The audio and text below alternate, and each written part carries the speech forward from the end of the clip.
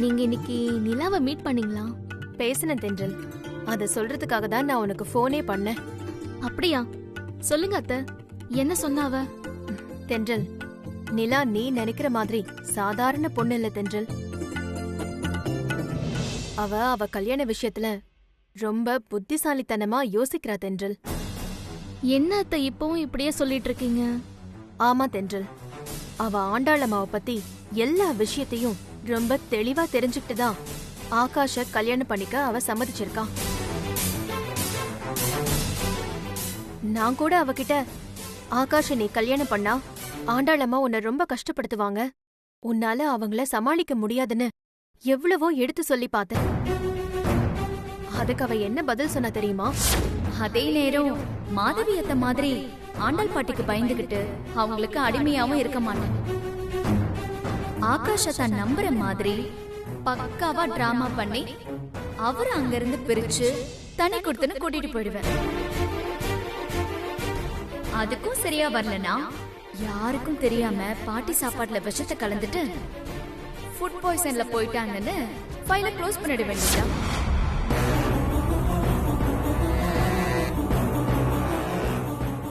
நாங்க 2 பேரும் நின்னு பேசிக்கிட்டு இருக்கும்போது ஆண்டாளம்மா போன் பண்ணி நிலாவ எங்க இருக்கேன்னு கேக்குறாங்க.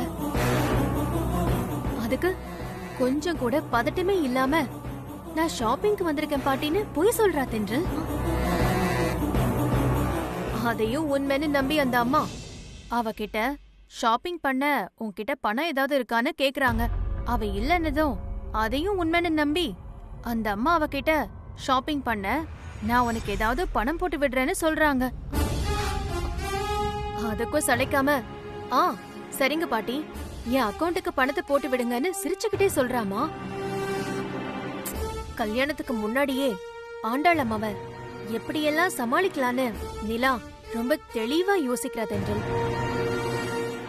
அவளையெல்லாம் ஆண்டாளம்மாவால ஒண்ணுமே செய்ய முடியாது. இன்னும் சொல்ல போனா நிலா ஆகாஷ கல்யாணம் பண்ணதுக்கு அப்புறம் ஆண்டாளம்மாவால நிலாவுக்கு எந்த பிரச்சனையும் வராது. நிலாவால ஆண்டாளம்மாக்கு தான் பிரச்சனை வரப்போகுது. அதனால இனிமே நீ நிலாவை பத்தி கவலைப்படாம நிம்மதியா இரு தென்றல். இல்ல அத்தை, நீங்க என்ன சொன்னாலும் என்னால சமாதானம் ஆக முடியாது. ஏன்னா ஆண்டாள் பாட்டி அவ்வளவு மோசமானவங்க அத்தை. அவங்கள பத்தி சரியா புரிஞ்சுக்காம நிலா விளையாட்டுத்தனமா இப்படி எல்லாம் பேசிட்டு இருக்கான். இல்ல தென்றல், நிலா ரொம்ப தெளிவாதான் யோசிக்கிறா. நீங்க தப்பா எடுத்துக்காதீங்க அத்தை. இதுக்கு மேல நிலா விஷயமா உங்ககிட்ட பேசுறதுல எந்த பிரயோஜனமும் இல்லைன்னு எனக்கு தோணுது.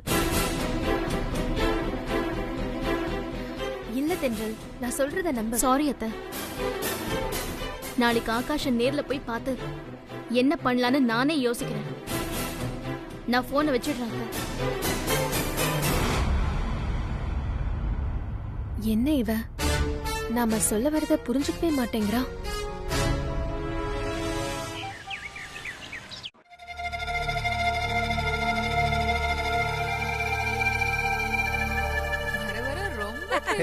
ஹாய்டா. டேய் ஏய் வா. சித்து, என்ன இன்னும் அந்த சிவானி ஹாஸ்பிட்டல்ல இருந்து டிஸ்சார்ஜ் கூட ஆகல, அதுக்குள்ள சார் ஆபீஸ்க்கு வந்துட்டீங்க?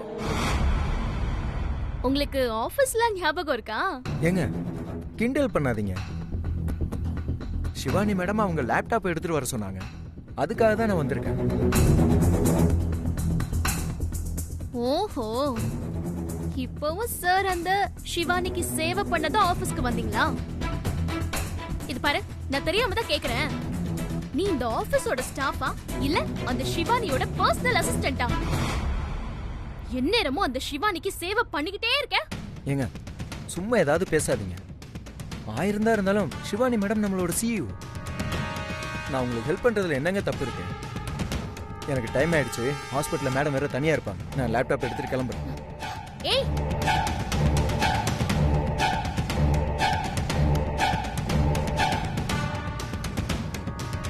பாய்டா.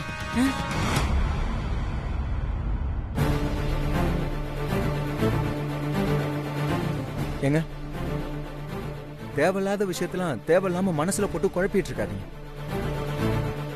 தயவு செய்து கொஞ்சம் புரிஞ்சுக்கோங்க. நான் ஏதோ மனிதாபிமானத்துல தான் உங்களுக்கு ஹெல்ப் பண்ணிட்டு இருக்கேன். நீங்க ஏங்க அதை தப்பா எடுத்துக்கிறீங்க? ஆமா, இப்ப நான் எல்லாருக்குமே தப்பான ஆளாதான் தெரிவேன். உனக்கு நான் தப்பா தெரியறேன், வீட்ல என் தங்கச்சிக்கு தப்பானவளா தெரியறேன். எல்லாமே என் தலை எழுத்து. என்னாச்சுங்க? யார சொல்றீங்க? நிலாவையா?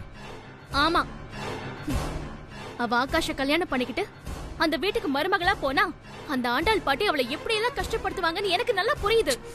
ஆனா அது நிலாவுக்கு புரிய மாட்டேங்குதே. நான் ஏதாவது சொன்னா என்ன தப்பானவளா நினைக்கிறா? எங்க அம்மா உங்ககிட்ட பேசினதுக்கு அப்புறம் எனக்கும் கால் பண்ணி நிலா விஷயத்த சொன்னாங்க. நிலா உங்க விஷயத்துல ரொம்ப தெளிவா இருக்காங்க. அது இதுன்னு தேவையில்லாம மனசை போட்டு குழப்பிக்காதீங்கன்னு அம்மாவே என்கிட்ட சொன்னாங்க. நிலாவை பத்தி அம்மா மட்டும் இல்லைங்க, நானும் நல்லா தான் புரிஞ்சு வச்சிருக்கேன். நிலா ரொம்ப தெளிவான பொண்ணுங்க. நீங்க நினைக்கிற மாதிரி நிலா ஆகாஷ கல்யாணம் பண்ணிக்கிட்டா அந்த ஆண்டாள் பாட்டியால அவளுக்கு எந்த தொந்தரவும் வரவே வராது. அப்படியே ஏதாவது தொந்தரவு வந்தாலும் நிலா அதை புத்திசாலித்தனமா அழகா சமாளிச்சிருவான்.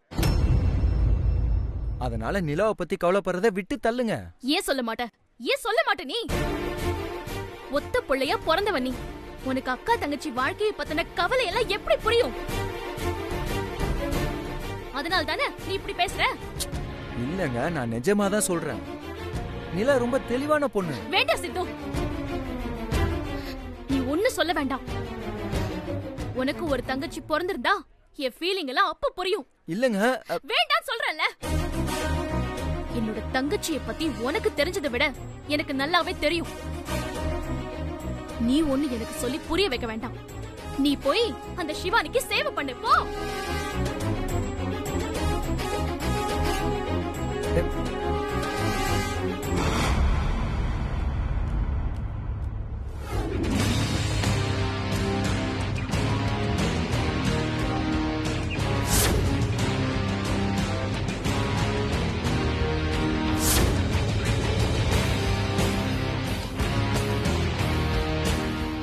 அத்தை, என்னத்த சமைக்கட்டும்? எதையாவது சமைச்சு தொலை. ஏன் இவங்க இவ்ளோ கோவமா இருக்காங்க? அது சரி, இவங்க சந்தோஷமா இருந்தாதான் ஆச்சரியப்படுறதுக்கு. எப்ப பார்த்தாலும் யாரையாவது நினைச்சு கடுக்கடுன்னு இருக்கிறது இவங்க இயல்பு தானே. இதுல ஆச்சரியப்படுறதுக்கு என்ன இருக்கு?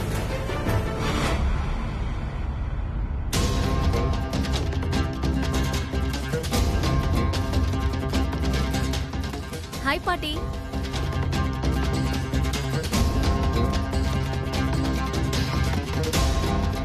நிலா வாமா. ஹாய் அத்தை. என்னம்மா கையில ஏதோ புடவை பார்சல் மாதிரி இருக்கு? கரெக்டா சொன்னீங்க அத்தை, புடவையே தான்.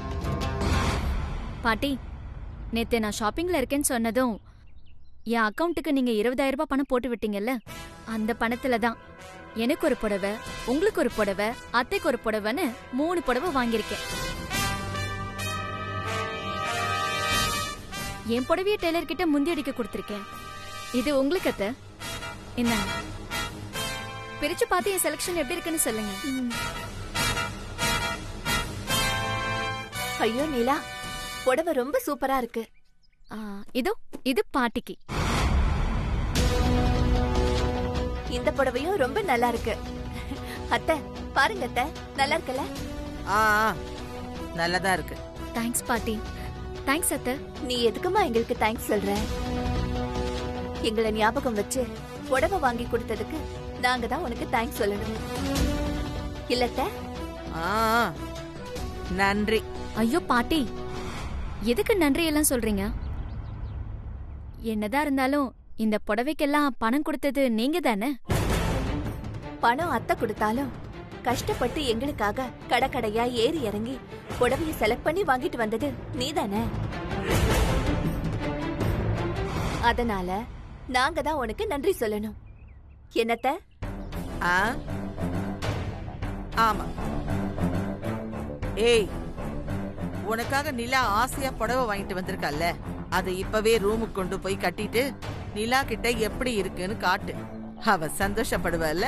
ஆமால, நான் மறந்தே போயிட்டேன் பாருங்க. நல்ல வேளை ஞாபகப்படுத்துனீங்க அத்தை. நிலா, நான் இப்பவே இந்த புடவைய கட்டிட்டு வரேன். அத்தை, நீங்களும் உங்க புடவைய கட்டிட்டு வந்து நிலா கிட்ட காட்டலாம்ல? ஆ, நான் அப்புறமா கட்டிக்கிறேன். முதல்ல நீ போய் கட்டிக்கிட்டு வா. சரிங்க அத்தை, இதோ வந்துடுறேன்.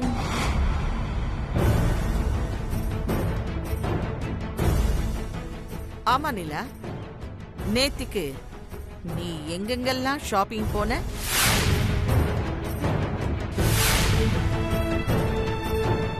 அது நான் நிறைய கடைக்கு போனேன் பாட்டி. என்னெல்லாம் வாங்கின? புடவை மட்டும்தானா இல்ல வேற ஏதாவது வாங்கினியா? நிறைய வாங்கினேன் பாட்டி. ஃபேன்சி கம்பல், பேங்கிள்ஸ், நெக்லஸ், மேக்கப் செட்டு, செப்பல்ஸ்னு நிறைய பர்ச்சேஸ் பண்ணேன். அவ்வளவு வாங்குறதுக்கு நான் கொடுத்த 20,000 பத்துச்சா? பத்துச்சு பாட்டி. நானும் கையில ஒரு 5,000 ரூபாய் வச்சிருந்தேன்ல, அதனால இதெல்லாம் வாங்குறதுக்கு கரெக்டா இருந்துச்சு.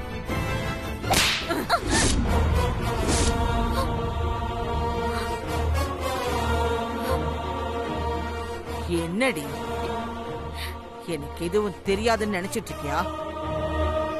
நான் உன்னை விட சாமர்த்தியத்துல கரை கண்டவ. என்கிட்டயே சாமர்த்தியமா டிராமா பண்ணிட்டு இருக்கியா?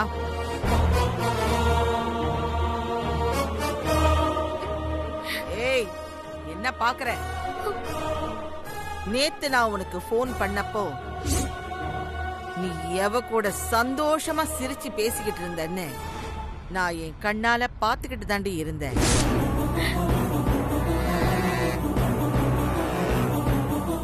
அங்க நான் கோயிலுக்கு வந்தேன்.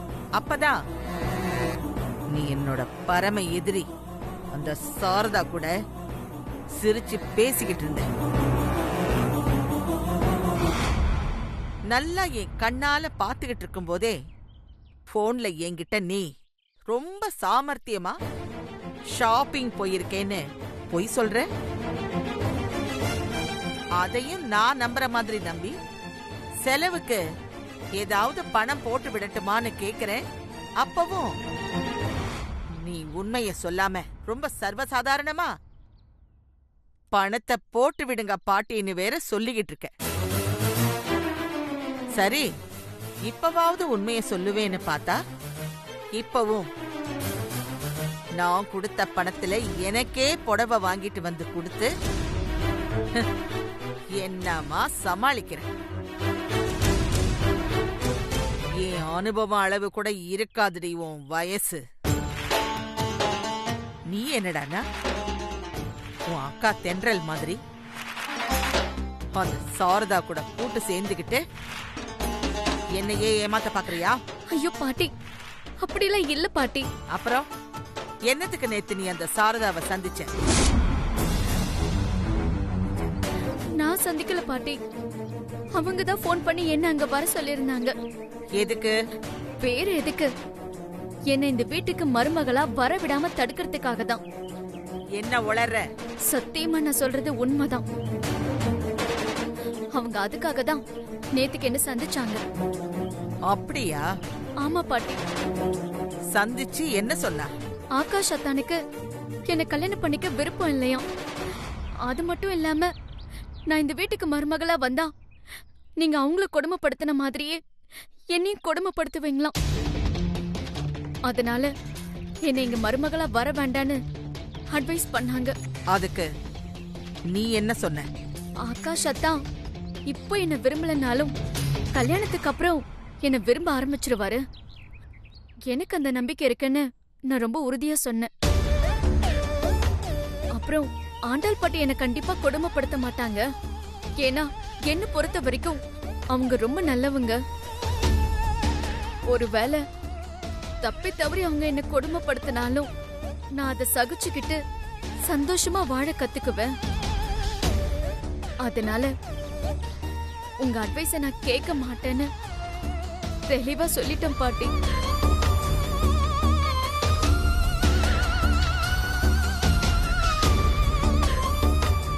நீ சொல்றது நம்புற மாதிரி இல்லையே.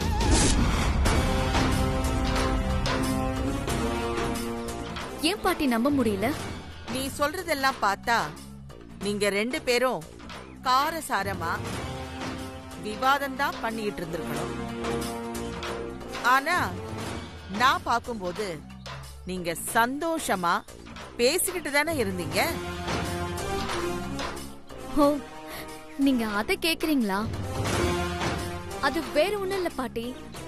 இப்போ நான் உங்ககிட்ட சொன்னதெல்லாம் பேசி முடிச்சதுக்கு அப்புறம் கடைசியா நான் அவங்கள பார்த்து கிண்டலா ஏதோ சொன்னேன். கிண்டலாவா? ஆமா பாட்டி. ஆண்டாள் பாட்டி கொஞ்சம் கோபக்காரங்க தான். மத்தபடி அவங்க ரொம்ப நல்லவங்க. அத புரிஞ்சுக்காம அவங்கள அனுசரிச்சு போகிறத விட்டுட்டு ஏன் இப்படி மக்கு மாதிரி 25 வருஷத்துக்கு முன்னாடி நீங்க ஏன் வீட்டை விட்டு வெளியில போனீங்கன்னு அவங்கள பார்த்து கிண்டலா கேட்டேன். அதுக்கு அவங்க என்ன பார்த்தா மக்குன்னு சொல்றேன்னு கேட்டு சிரிச்சுக்கிட்டே என்ன அடிச்சாங்க. நானும் சிரிச்சுக்கிட்டு இருந்தேன். அப்பதான் நீங்க என்ன பாத்திருக்கீங்க போல இருக்கு. அப்படின்னா நான் உனக்கு போன் பண்ணதும் நீ என்கிட்ட அப்பவே இத பத்தி சொல்லி இருக்கலாமே. அத விட்டுட்டு ஏன் என்கிட்ட ஷாப்பிங் வந்திருக்கேன்னு போய் சொன்ன? இல்ல பாட்டி, நான் உண்மையை சொல்லியிருந்தா நீங்க என்ன நம்பாம அப்பவே நேர்ல வந்து கோவமா என்கிட்ட சண்டை போட ஆரம்பிச்சிருப்பீங்க. அது அவங்களுக்கு சாதகமா போயிடாதா?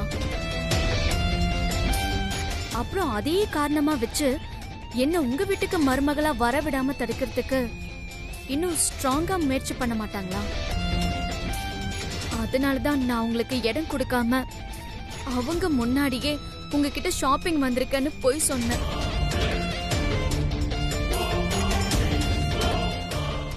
எப்படி கேட்டாலும் அதுக்கு கரெக்டா பதில் வச்சிருக்காள.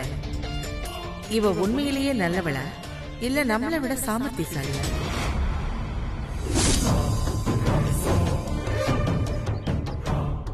என்ன பாட்டி, இன்னும் உங்களுக்கு என் மேல நம்பிக்கை வரலையா? வேணும்னா சாரதா ஆண்டிகிட்டே போன் பண்ணி கேட்டுக்கிறீங்களா? ஏய், எதுக்கு அவளுக்கெல்லாம் போன் பண்ணிட்டு? அவ ஒரு ஏடா கூட பிடிச்சவ. எனக்கு ஓ மேல நம்பிக்கை இருக்கு. நான் நம்புறேன். எனக்கு இது போதும் பாட்டி.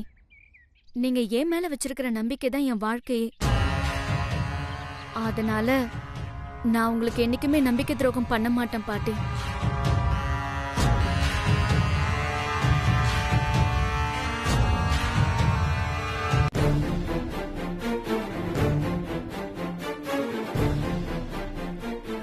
தென்றல், ஏன் தென்றல் சித்துக்கிட்டு இவ்ளோ கோவமா பேசுற? பாவம், அவன் எவ்ளோ அப்செட் ஆயிட்டான் தெரியுமா? பின்ன என்ன மேக்னா, அவன் என் ஃபீலிங்க கொஞ்சம் கூட புரிஞ்சுக்கவே மாட்டேங்கிறான். ஒரு பக்கம் என்னவோ இவன் தான் அந்த சிவானியோட முறை பையன் மாதிரி எனி டைம் அவளுக்கு சேவை பண்ணிக்கிட்டே இருக்கான். இன்னொரு பக்கம் என் தங்கச்சி நிலாவோட வாழ்க்கையை பத்தி கொஞ்சம் கூட அவன் கவலைப்படவே மாட்டேங்கிறான். நிலாவோட வாழ்க்கையை பத்தி சித்து கவலைப்படலன்னு நீ எதை வச்சு சொல்ற தென்றல்? அவன் பேசுறதெல்லாம் அப்படிதான் இருக்கு. அப்படிலாம் இல்ல தென்றல். நிலாவை பத்தின புரிதல் உனக்கு வேற மாதிரி இருக்கு, சித்துக்கு வேற மாதிரி இருக்கு. அவ்வளவுதான் வித்தியாசம். மத்தபடி உன் தங்கச்சி வாழ்க்கை நல்லா இருக்கணும்னு நீ எப்படி யோசிக்கிறியோ அதே மாதிரிதான் சித்துவும் யோசிக்கிறான். ஆமா தென்றல், நிலா என்ன சித்துவுக்கு அடுத்து வீட்டு போனா? எப்படியும் இன்னும் கொஞ்ச நாள்ல நீயும் சித்துவும் கல்யாணம் பண்ணிக்க போறீங்க. அதுக்கப்புறம் உன் குடும்பமும் சித்து குடும்பமும் ஒரே குடும்பமாக போகுது.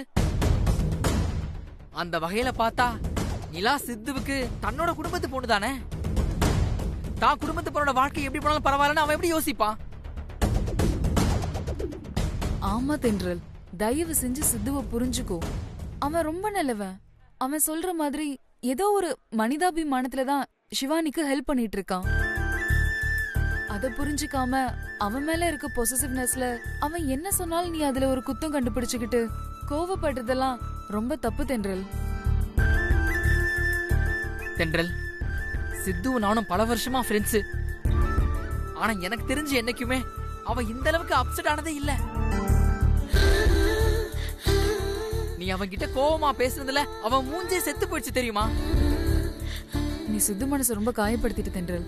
தயவு செஞ்சு முதல்ல அவனுக்கு போன் பண்ணி சாரி கேளு. வேணா தென்றல், நீ அவன்கிட்ட போன்லலாம் சாரி கேட்க வேணாம். உனக்கு இன்னைக்கு ஷோ எதுவும் இல்ல, அதனால நீ நேரா ஹாஸ்பிடல் போய் சித்துவை நேர்ல பார்த்து அவன்கிட்ட சாரி கேளு. அப்பதான் அவன் மனசு கொஞ்சமாவது ஆறுதல் அடையும். ஏய், என்னடி இன்னும் யோசிச்சுட்டே இருக்க? சிதுவை நீ நேர்ல பார்த்து சாரி கேட்டு அதுக்கப்புறமா நீ வா போ. சரி, நான் போய் சித்துவை பாக்குறேன். ம்.